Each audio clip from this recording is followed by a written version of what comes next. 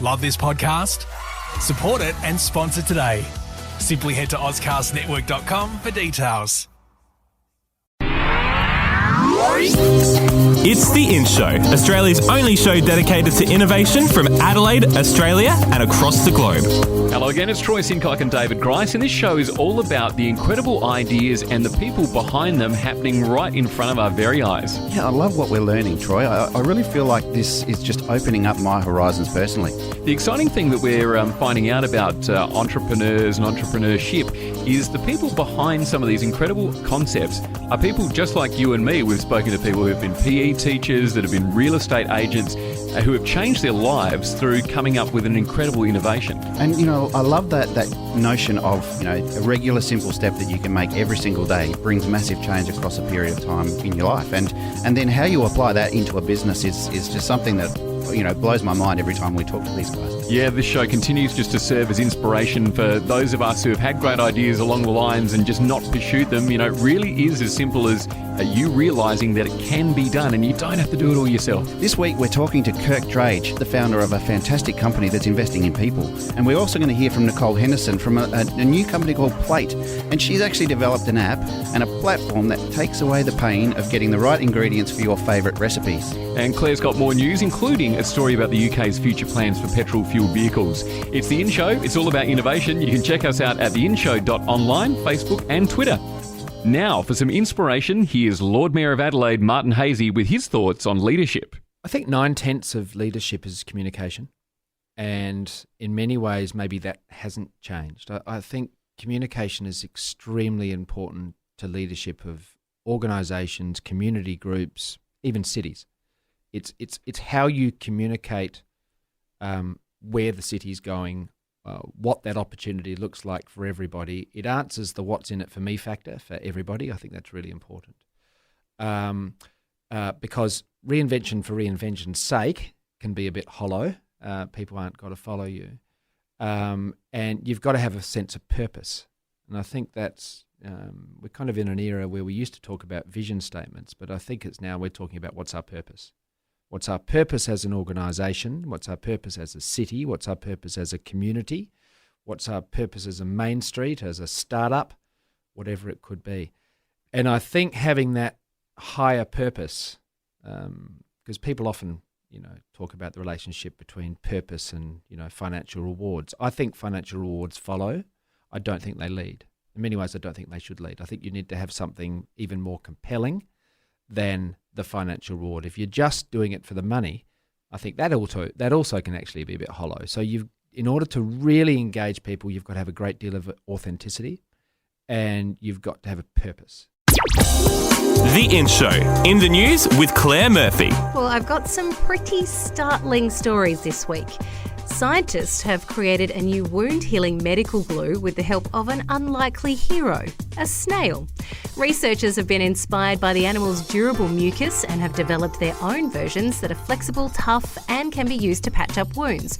These new types of non-toxic medical glue eliminate the issues of previous adhesives, including weakness, toxicity to cells, brittleness, and being unable to work on wet or bloody tissue. During testing, the glue stuck to the cartilage, artery, liver, and heart tissue of a pig, as well as the skin. This is because the adhesives contain positively charged atoms that bond with water gel to create a sticky substance that attaches to the tissue. It was also successfully injected into a pig's heart to seal a hole. Unlike other glues and adhesives, this substance doesn't attach immediately. Instead, it forms a strong bond over time, which means the adhesive can be repositioned shortly after it's attached. Although it's a long way off from being used in hospitals, this discovery could offer an easier and safer way to close wounds. New research conducted in the US has shown that playing video games can help you relax. In fact, the figures show it's more relaxing than meditating or sitting silently. The study was led by doctoral student Michael Rupp, who believes it's an important reminder that you should take plenty of short breaks throughout the workday. During the study, the moods of 66 participants were recorded before they were asked to complete a mentally taxing task. The participants were then split into 3 groups for a 5-minute break. One played a video game called Sushi Cat, another participated in a relaxing activity, and the last group just sat quietly. Those who were playing the video game felt a positive change in their mood, whereas the others actually felt worse. This isn't the only study that suggests playing video games can lower stress levels and help you to recharge after a long day of hard work.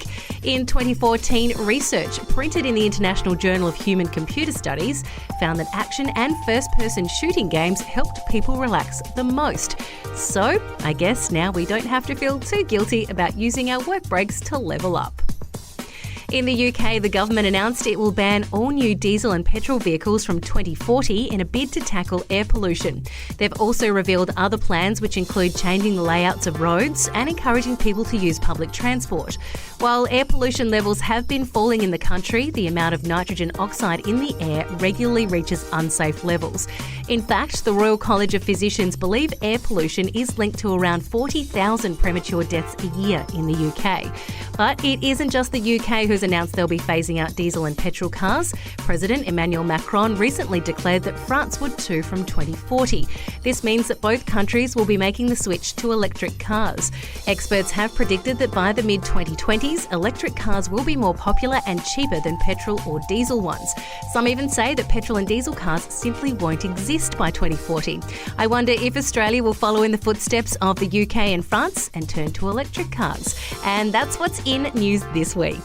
Thanks, Claire. Well, petrol-fuelled vehicles banned in the UK from 2040, David. That's going to happen in our lifetime. Yeah, mind-blowing. And but the thing is, I don't think it's that unrealistic to expect that because, you know, we're talking now, we've got Elon Musk and all these wonderful innovators that are building the electric cars and, you know, all sorts of different hybrid vehicles. I actually don't think that that's too far off the mark. Isn't it funny? Because a lot of things have happened in that space over the years. You know, you went from leaded to unleaded, then obviously gas was implemented. I reckon when that happened, I sort of assumed that all vehicles would be operating on gas at some point in the future. That never really got traction. You could also liken it to, you know, when VHS was superseded by DVD, everyone thought, no, nobody's going to, you know, how are you going to record onto a DVD? Then all of a sudden that changed the game as well. So I feel... You know, while we talk about it being a long way off in the distance, I actually think it's going to be sooner than we think. It's particularly relevant now, though, given, you know, we're talking, you know, electricity, and with electricity prices, what they are for people, it's going to be interesting to see all the work they're going to have to do around that to make this an affordable option. Yeah, and look, again, going back to even the movies, right? The movies, Back to the Future, I remember that was released. Everyone thought, well, there's this flying DeLorean and it's going to be, you know, fueled by food scraps. It kind of felt like that is just so far away, and now we're seeing all this technology taking us on this journey through all sorts of different things that are going to happen before we know it. Well, it's all about innovation on the In Show. Next, our Innovator of the Week, Playt, will tell you how you can take away the pain of finding those hard-to-find ingredients in the supermarket. Adelaide is starting to be recognised as a smart city, nationally and globally. The City of Churches is rapidly gaining a reputation as the city for innovation. Smart city innovation is becoming a big part of our future. The Adelaide Smart City Studio is supporting people that are creating new smart city products and services for global markets. What we've taken for granted is now being embraced by residents and visitors alike. Station sponsor, Adelaide Smart City Studio, creating opportunities. It's Troy Sincock and David Grice on The In Show. You can find our full interviews at theinshow.online. And in the next 10 minutes, we'll talk to Kirk Drage from Leap Sheep about navigating large corporates and how he helps people develop great companies. The In Show Innovator of the Week. Thanks to our sponsor, Adelaide Smart City Studio. This segment is dedicated to discovering the hidden gems in innovation and finding out how they got going. And today is no exception. We've got Nicole Henderson joining us from Playt, who's developed an amazing app that takes the pain away from supermarket shopping. Nicole from Playt, welcome to the In Show. Thanks, David. It's great to be here. I'm really curious. I've seen Playt. I've seen the app and the website. Tell us about what actually got you to that point of coming up with that idea. Well, for me, it was probably one of those typical aha kind of light bulb moments about 3 years ago now. I was really just facing my own personal struggle at home. I was living in Sydney at the time, working a busy management career, but I was always very interested in food and healthy eating and always kind of struggled to organise myself to, I guess, maintain consistency. And I'd actually gotten home from work early one day, which was a surprise, and I'd sat down, I was exhausted, and I turned on the news, and there was a segment of a young girl from uni who dropped out of school to start up this app, and I was just invigorated and inspired by that. And so I had all of this energy all of a sudden. I decided that I was going to do a big cook-up for the week, and I got out my Pete Evans cookbook. I'd made my shopping list. I'd walked down to the supermarket. I'd sort of been to 3 different stores, lugged my bags home, started cooking, and I'd forgotten ingredients. And so I just it was that moment where I was like, surely with technology these days, I should be able to just find any recipe that I want and click a button and have the ingredients delivered to my door. What made you actually act on this one? Because, of course, the idea is quite simple, and, day to day these things will run through our heads about, I wish that happened, or why doesn't this exist? What made you actually pursue this?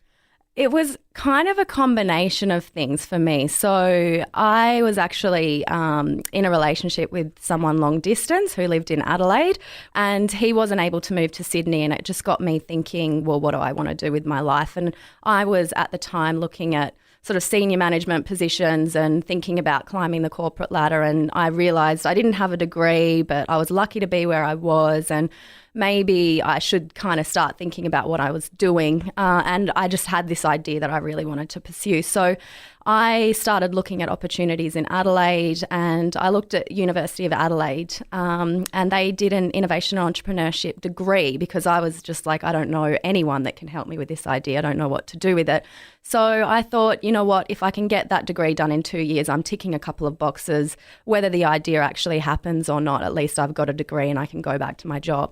And so, I moved to Adelaide and I started the degree. So the last 2 years has really been kind of studying the market, looking at the business opportunity. So when I kind of discovered that there is this technology available that could integrate with the supermarkets, and that the supermarkets are open and willing to open their technology to acquire as essentially like customer acquisition for them. So it was that's what got me thinking maybe this is something I can do, because this is just like a tech integration really. So I see you've developed a relationship with Woolworths. Yeah, so that actually started with my business partner. So he had pitched the idea to the head of digital in Tesco Labs actually. And he was just like, oh my God, this is amazing. And then introduced us to the head of digital in Woolworths, who had actually come across from Tesco. And Woolworths' first kind of impression was, oh my God, can we have that technology for our system? But we've sort of strategically made the decision to, withhold that IP in our own company and build our own brand, because, I think it's going to be more than just a white label kind of piece of tech, and because we can really build an ecosystem that kind of connects recipe publishers, celebrity chefs, food bloggers, and provide that integration piece to any of the supermarkets that have the technology available for us to kind of integrate with. I don't know about you, Troy, but, my fridge often has food that, is rotting in it because we don't, we buy fresh vegetables and we don't cook them or whatever happens. Mm-hmm.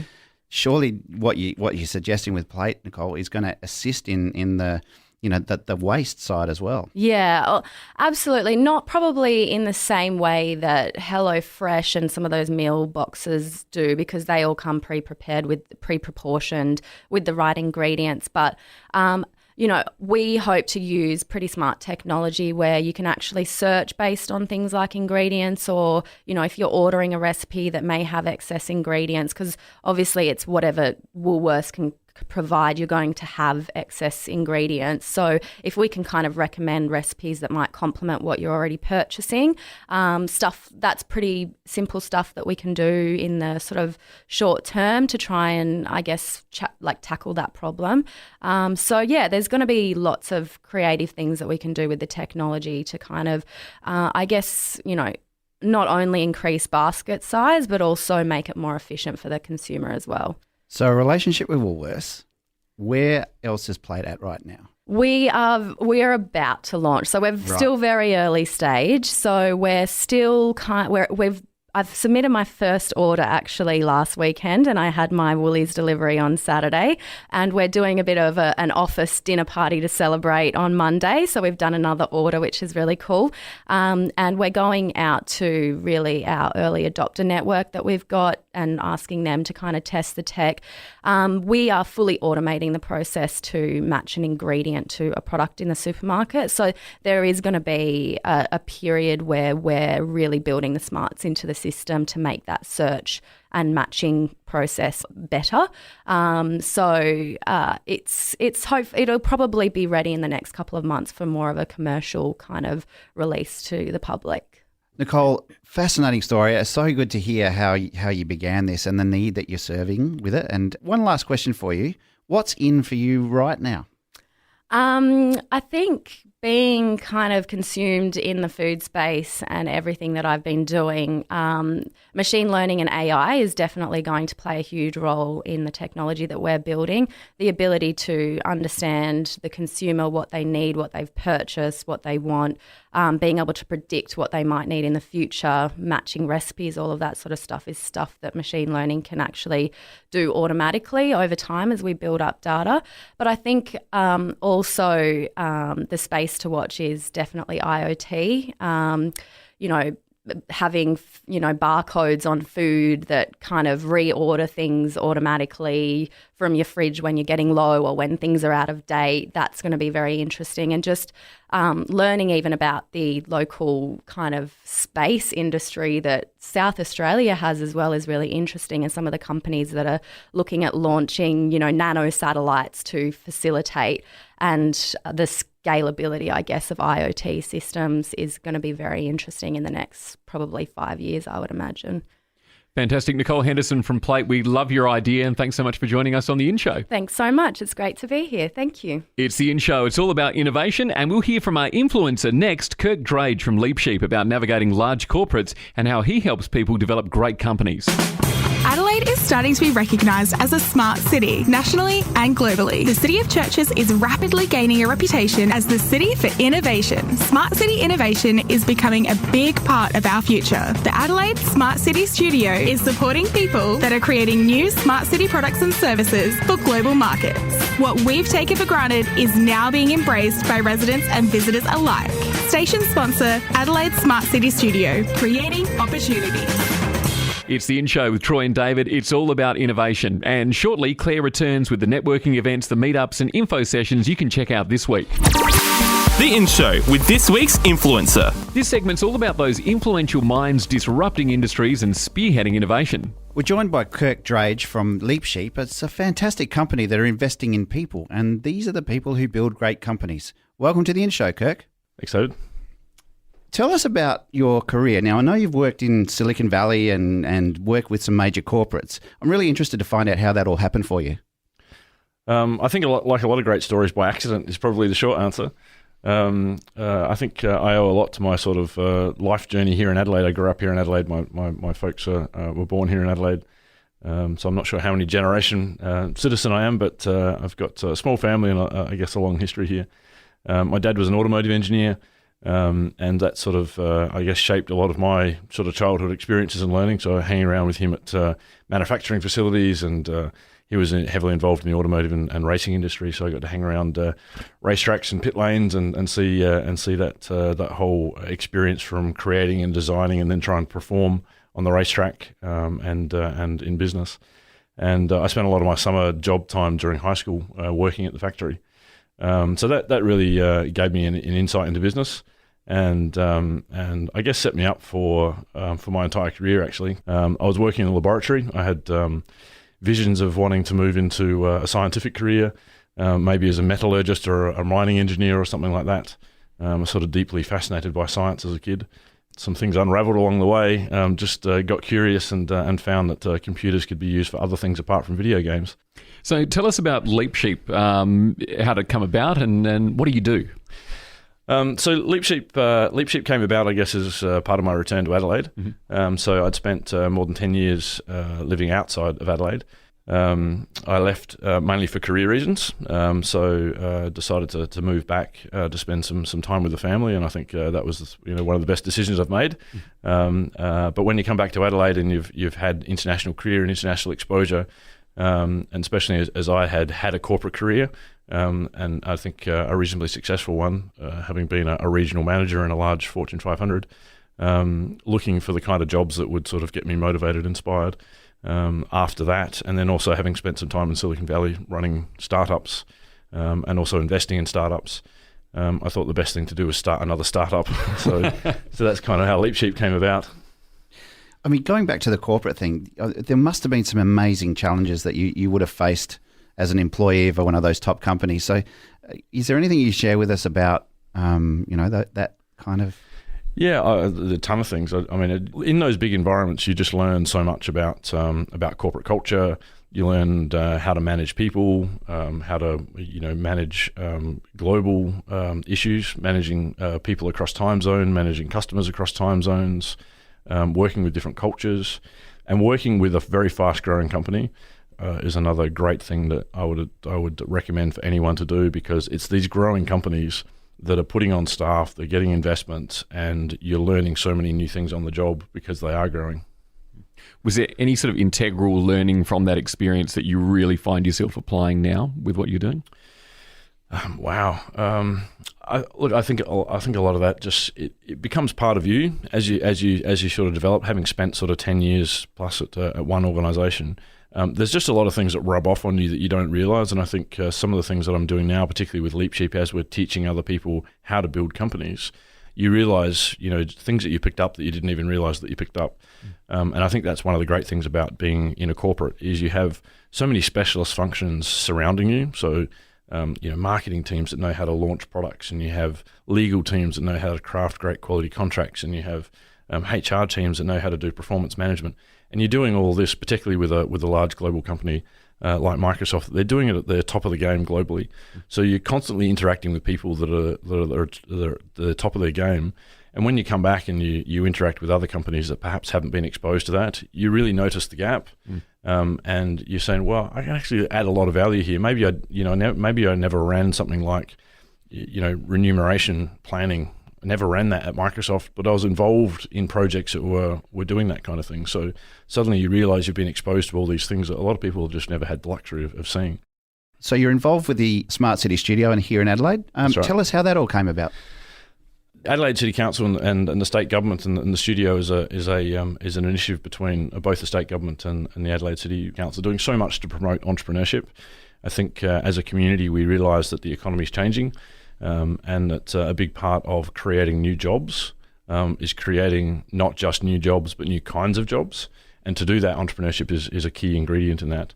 So just being involved in that community, I think I got connected to the Smart City Studio and some clever people in both the government and the studio side, and that's part of the entrepreneurship game, is surrounding yourself with amazing people, and the studio acts as a great convening body to attract those kind of great people. So you've got people like Paul Daly that's the manager of the studio, and Josh Garrett that's handling marketing. And folks like Peter Williams from government, they're all contributing to pulling that community together, and that's really, I think, the value. The number one value of the studio is actually convening the community together. And you're classed as the entrepreneur in residence. I am.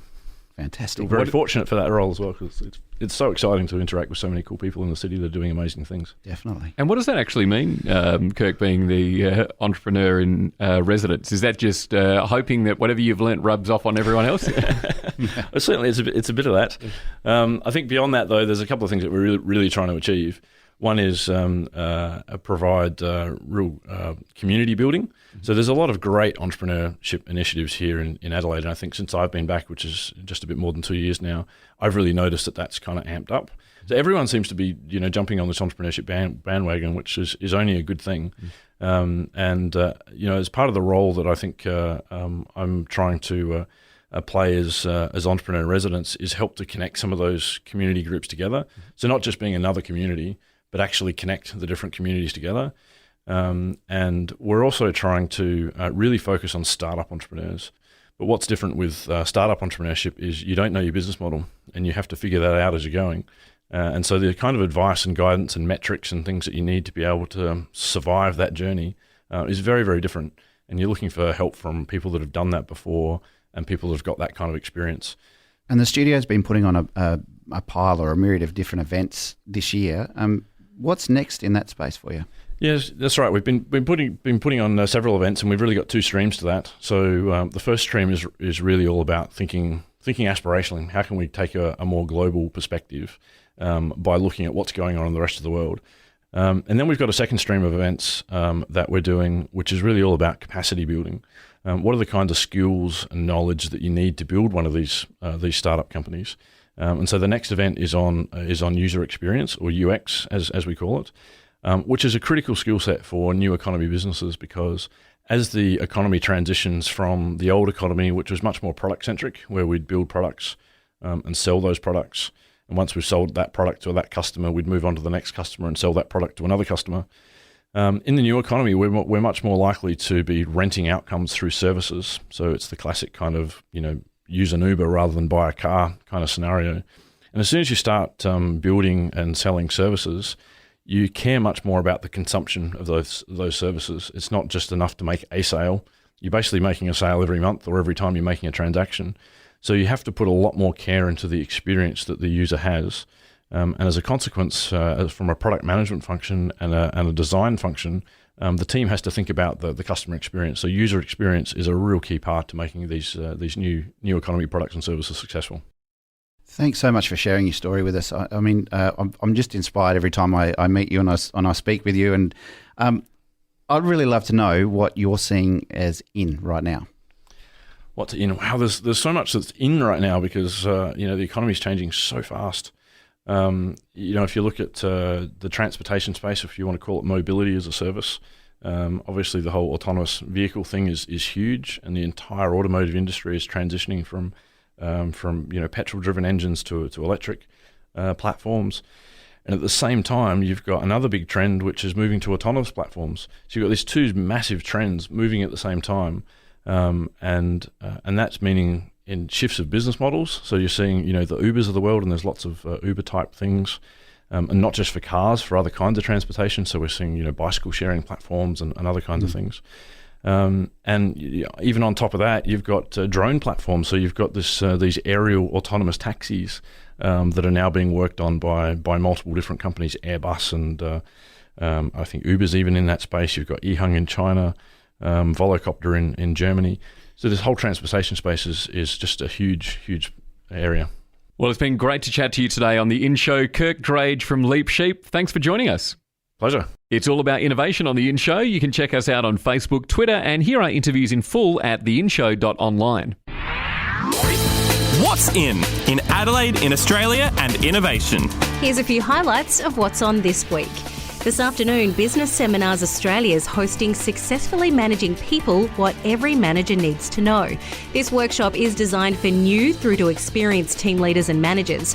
You'll learn to understand your staff's diverse attitudes, values and characteristics. See what works best with the emerging generations and learn how to excel at successfully managing people.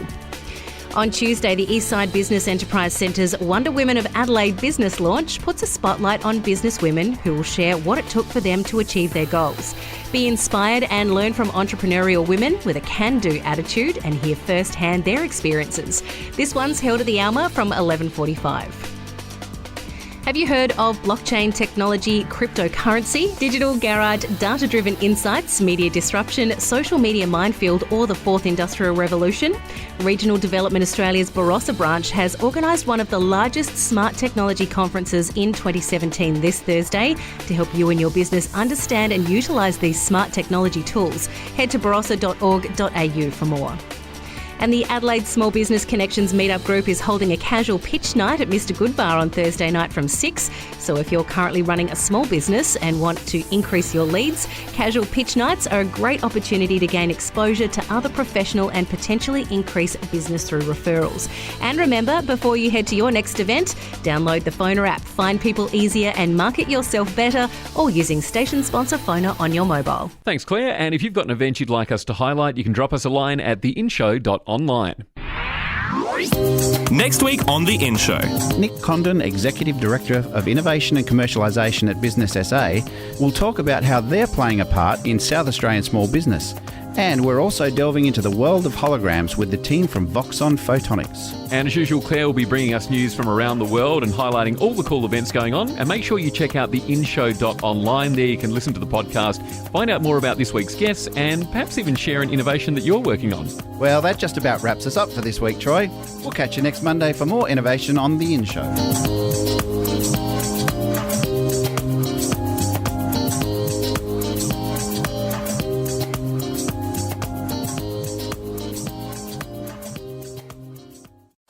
Love this podcast?